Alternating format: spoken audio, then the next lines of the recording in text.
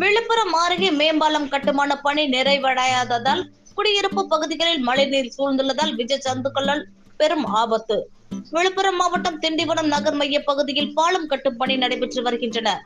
அந்த பணி முழுமை அடையாததால் தற்பொழுது பெய்த மழையினால் அந்த பகுதியில் உள்ள விவேகானந்தர் பகுதி, டிகேபி மண்டபம் மற்றும் அருகிலுள்ள வீடுகளில் எல்லாம் தண்ணீர் சூழ்ந்துள்ளதால் பொதுமக்கள் கடும் அவதிக்குள்ளாகியுள்ளனர். இதனால் விஜ சந்துக்கள் வீட்டுக்குள் வருவதால் பொதுமக்கள் மற்றும் குழந்தைகள் மிகவும் அச்சத்தில் உள்ளனர்.